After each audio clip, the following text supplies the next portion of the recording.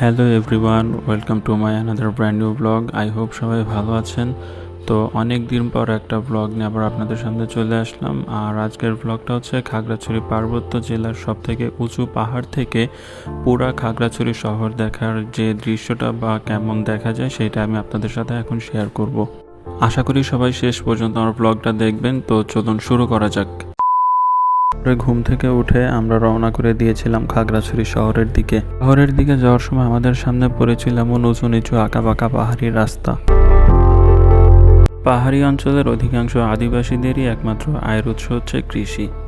যেহেতু এখানে কোনো সমতল ভূমি নেই, তাই তারা পাহাড়ের গায়ে জুম চাষের মাধ্যমে বিভিন্ন ধরনের ফল ফলালি এবং ফসল উৎপাদন করে থাকে। আর প্রতিদিন সকালে সেগুলোকে নিয়ে স্থানীয় হাটে ভিড় জমায় বিক্রি করার জন্য।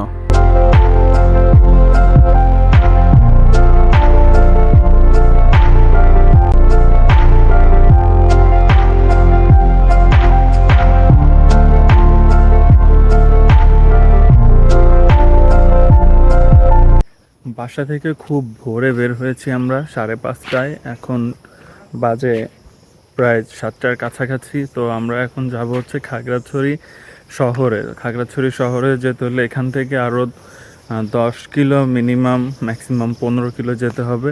আর রাস্তার মাঝখানে একটু ব্রেক নিয়েছি আমরা। এখন একটু ব্রেক নিয়ে তারপর আবার রওনা দিব খাগড়াছড়ি শহরের দিকে।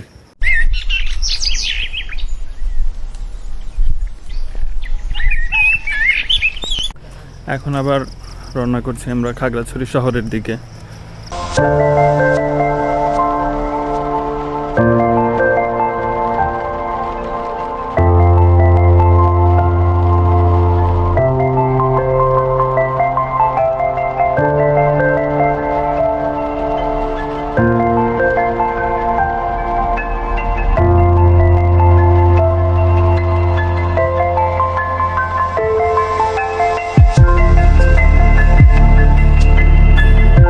অনেকটা রাস্তা পার করে আমরা অবশেষে চলে এসেছি খাগড়াছড়ি শহরে। এখন এই শহর থেকে আমাদেরকে যেতে হবে দক্ষিণ দিকে।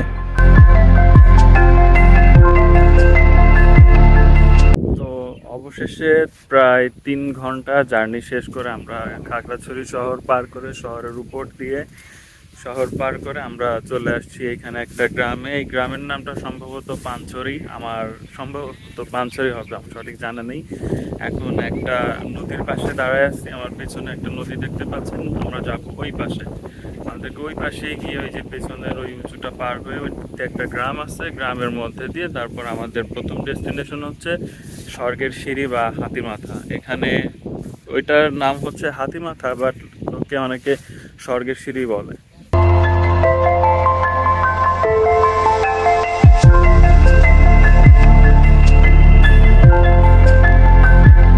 নদীটা পার হওয়ার জন্য আমাদেরকে এই নৌকার সাহায্য নিতে হবে। জনপ্রতি 10 টাকা করে নৌকা দিয়ে পার হতে হবে নদীটা। পার হয়ে তারপর ওই গ্রামে যেতে হবে।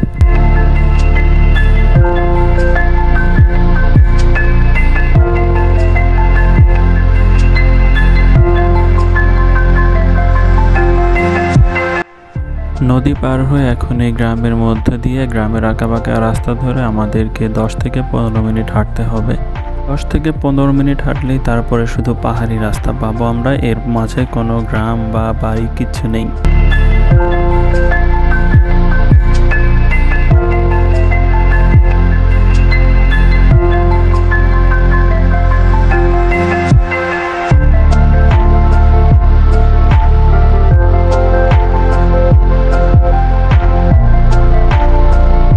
পাহাড়ের এই উঁচু নিচু রাস্তা, মাটির কাদাযুক্ত উঁচু রাস্তা পেয়ে আমাদেরকে এখন প্রায় 4 থেকে 5 কিলো, মিনিমাম 4 থেকে 5 কিলো এখন এই পাহাড়ের উঁচু নিচু রাস্তা হাঁটতে হবে।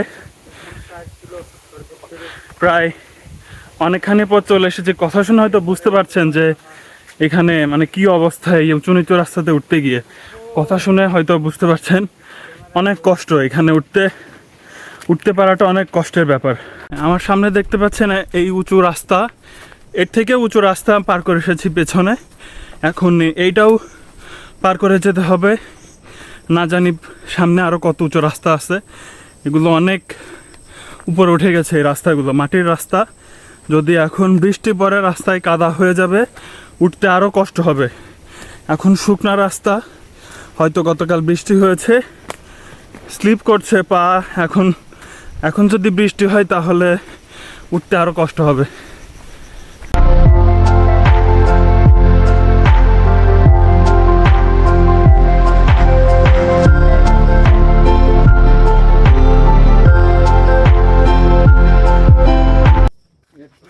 আমরা প্রায় 1 ঘন্টা হেঁটে চলে এসেছি, অনেক উপরে উঠে গেছি হাঁটতে হাঁটতে। এখনও আরও উপরে উঠতে হবে।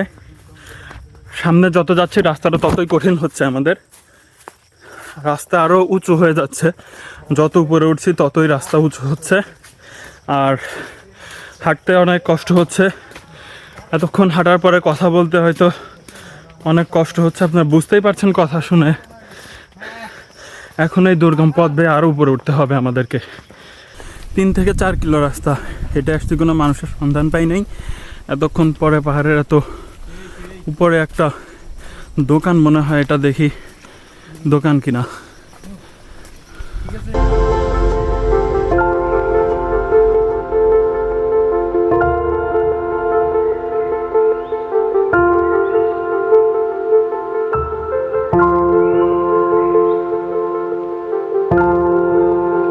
এতক্ষণ প্রায় 2 ঘন্টা পাহাড়ি রাস্তায় হাঁটার পর আমাদের যে ডেস্টিনেশন স্বর্গের সিঁড়ি, আমরা সেই স্বর্গের সিঁড়ির সামনে এসে পৌঁছে গেছি। এখন এই সিঁড়িটা মেবি স্বর্গের সিঁড়ি বা হাতিমাথার যে সিঁড়ি, এটা সম্ভবত 300 স্টেপস। এখন 300 স্টেপস সিঁড়ি বেয়ে উপরে উঠতে হবে। এখন এই পাহাড়ের উপরে 300 স্টেপস আমাদেরকে উঠতে হবে। এইখানে আমি যেখানে দাঁড়িয়ে আছি, আমার পেছনে হয়তো আপনারা ভিউটা দেখতে পাচ্ছেন। আর পাহাড়ের উপরে যখন উঠব তখন পাহাড়ের উপর থেকে যে ভিউটা দেখা যাবে, মানে ভিউটা পুরো দেখার মতো একটা। তো চলেন পাহাড়ের উপরে উঠি, উপরে উঠে আপনাদেরকে দেখানোর চেষ্টা করি যে পাহাড়ের উপর থেকে ভিউটা কেমন হয় আর নিচে কেমন দেখা যায়, সেটা আমি আপনাদেরকে এখন দেখানোর চেষ্টা করব। সবাই সাথে থাকবেন।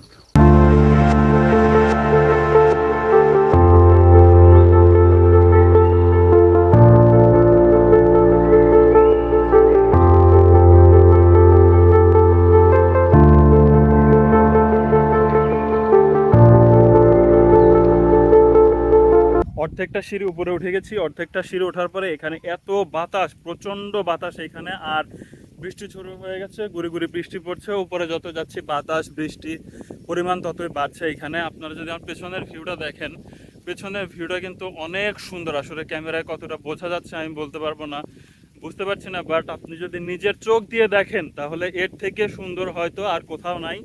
আপনি জাস্ট অবাক হয়ে যাবেন এই ভিউটা দেখে, পেছনের ভিউটা দেখে। এই যে স্বর্গের সিঁড়ি, উপরে সিঁড়ি উঠে গেছে, আর আমার এই পাশে পেছনের ভিউটা দেখতে পাচ্ছেন, এইটা দেখেন পেছনে, মানে দুই পাশে পেছনে এত সুন্দর ভিউ, মানে নিজের চোখে না দেখলে বিশ্বাস করতে পারবেন না যে এই জায়গাটা কতটা সুন্দর। আর এখানে ওঠার সময় কিন্তু অবশ্যই সাবধানে উঠতে হবে, কারণ নিচে পড়লে কিন্তু বাঁচা অসম্ভব। এখন সিঁড়ি পেয়ে আরও অর্ধেকটা উপরে উঠতে হবে, অর্ধেকটা প্রায় উঠে গেছি। নিচে সিঁড়ি আসছে, অর্ধেকটা উঠে গেছি, আরও উপরে উঠতে হবে। এখন উপর থেকে হয়তো আরও সুন্দর দেখা যাবে। আমরা এখন উপরে যাই, দেখি উপর থেকে আরও সুন্দর ভিউ নেওয়ার চেষ্টা করবো আমরা এখন।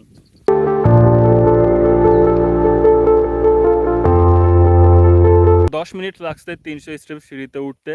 300 স্টেপ সিঁড়িতে ওঠার পরে পেছনের যে দৃশ্যটা দেখতে পাচ্ছেন, এখন এইটাকে বলে স্বর্গের সিঁড়ি।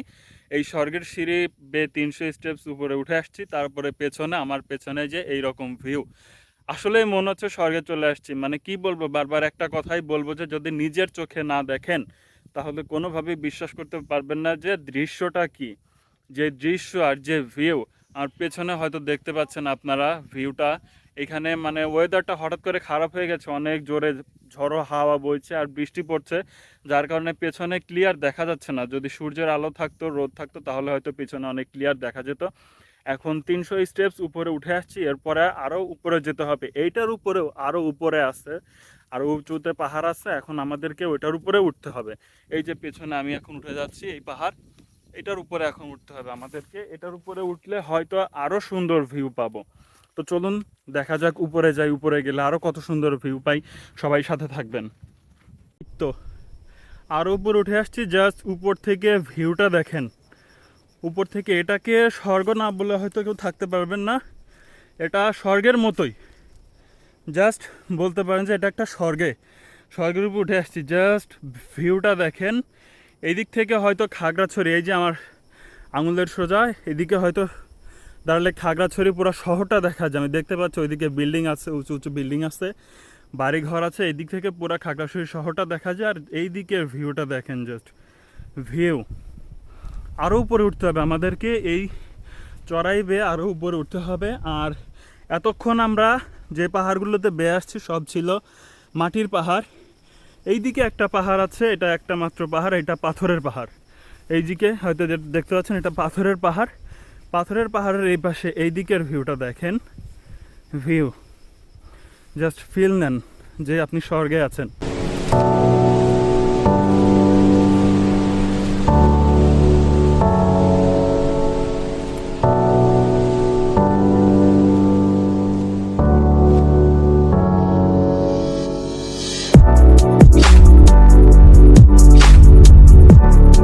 তো উঠতে উঠতে অনেকটা উপরে উঠে গেছি, হঠাৎ করে বৃষ্টি ছুড়ে গেছে, অনেক জোরে বৃষ্টি হচ্ছে এখানে। বৃষ্টিতে কিছু দেখা যাচ্ছে না, ক্যামেরার উপরে পানি পরে ভিজে যাচ্ছে শুধু বারবার, কিছু দেখা যাচ্ছে না, অনেক জোরে বৃষ্টি হচ্ছে। এইটাই অ্যাডভেঞ্চার আসলে, জীবনটাকে উপভোগ করতে হবে, এটাই অ্যাডভেঞ্চার। এখানে আসলে বুঝতে পারবেন যে জীবনের আসল মজাটা কতটুকু। ওই যে আমার পেছনে আমার ট্যুরমেট যারা আছে ওরা সবাই পেছনে আছে, আমি সামনে ভিডিও করতেছি। এই যে দেখেন প্রচুর বৃষ্টি হচ্ছে, কিন্তু এখানে ক্যামেরা হয়তো বোঝা যাচ্ছে না, কিন্তু প্রচুর বৃষ্টি হচ্ছে, প্রচুর। পাহাড়ে বসে বৃষ্টি দেখার ইচ্ছা ছিল, অবশেষে সেই ইচ্ছাটা পূরণ হলো, পাহাড়ে বসে বৃষ্টি।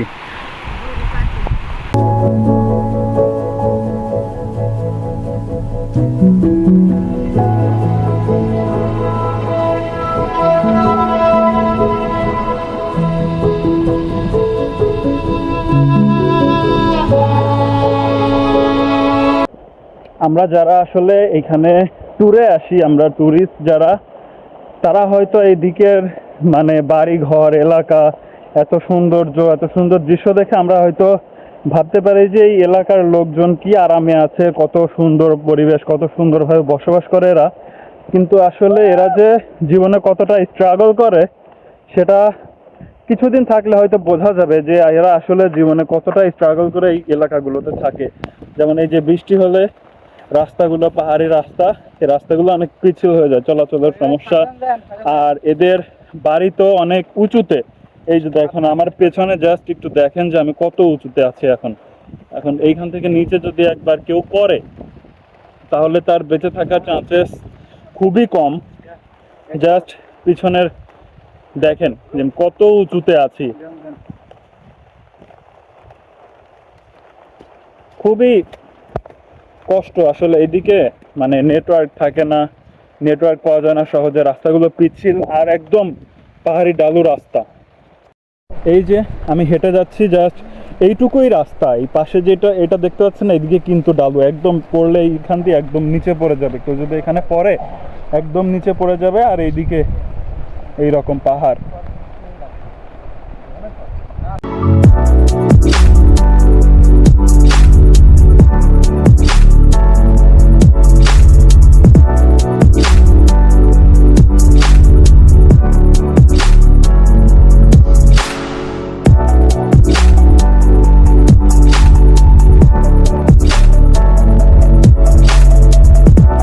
উপরে যখন উঠছি আর কি, উপরে ওঠার সময় বৃষ্টি ছিল এবং অনেক ঝড়ো হাওয়া বাতাস ছিল। এখন হয়তো বৃষ্টি কমে গেছে, এখন পাহাড়গুলো একটু দৃশ্যমান হচ্ছে, পেছনে পাহাড়গুলো একটু দৃশ্যমান হচ্ছে পাহাড়গুলো।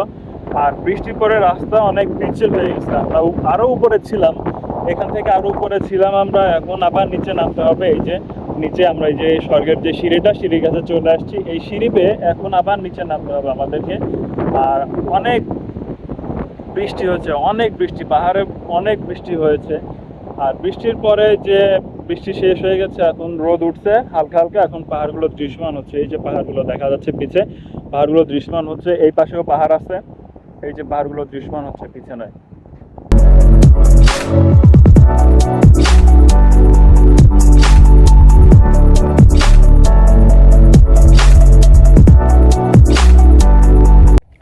উপরে ওঠার সময় 2 ঘন্টা পাহাড়ে ট্রেকিং করে উপরে উঠছি। এখন নিচে নামার সময় আবার বৃষ্টিতে রাস্তা পিচ্ছিল হয়ে গেছে তো অনেক, এই জন্যে রাস্তাটা একটু বিপজ্জনক হয়ে গেছে।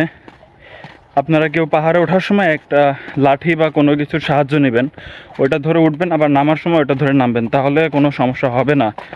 আর আমরা যাওয়ার সময় যে রাস্তা দিয়ে গেছিলাম, আসার সময় রাস্তা ভুল করে অন্য রাস্তায় ঢুকে পড়ছি, এই কারণে আমাদেরকে অনেক ঘুরতে হচ্ছে। রাস্তা ভুল হওয়ার কারণে আমাদের বাইকটা আসছে, আমাদের এখন একটা নদী পার হতে হবে, বাট আমাদের বাইক আসছে অন্য ঘাটে, নদীর অন্য ঘাটে বাইক আসছে, আমাদেরকে এখন সেখানে যেতে হবে, আবার অনেক হাঁটতে হবে। এখন রাস্তা ভুল করার কারণে আমরা অন্য দিকে চলে আসছি, রাস্তা ভুল করে অন্য রাস্তায় চলে আসছি। আপনারা কেউ আসলে এখানে একটা এই অঞ্চলের একজন লোকাল প্রপার গাইড নিয়ে আসবেন, সাথে একজন গাইড রাখার চেষ্টা করবেন, তাহলে হয়তো এরকম ভুল হবে না। তো আমরা যাওয়ার সময় যে রাস্তা দেখিয়েছিলাম এটা কিন্তু ওই রাস্তা না, এখন আমরা ভুল করে অন্য একটা রাস্তায় ঢুকে পড়ছি। এখানে এই রাস্তাটা কোথায় যে যাচ্ছে এটা বুঝতে পারছি না, বাট আমাদেরকে পথ ধরে ধরে নদীর কাছে আগাতে হবে, নদীর কাছে যেতে হবে আমাদেরকে, তাহলে আমরা যেতে পারবো আমাদের সঠিক স্থান, আমাদের গন্তব্য স্থানে। দেখি এই রাস্তা কোথায় গিয়ে শেষ হয়। তা হারিয়ে ফেলার পর অনেকক্ষণ পাহাড়ি দুর্গম রাস্তা হেঁটে এসে আমরা অবশেষে নদী পার করতে পেরেছি। তো আজকে ছিল এই ভিডিওর এই পর্যন্ত, এখানেই আজকের ভিডিও শেষ করতে হচ্ছে। দেখা হবে খাগড়াছড়ির নতুন কোনো জায়গায় নতুন কোনো ভিডিও নিয়ে। ততক্ষণে সবাই ভালো থাকবেন, সাথে থাকবেন, আর চ্যানেলে নতুন হলে অবশ্যই সাবস্ক্রাইব করবেন।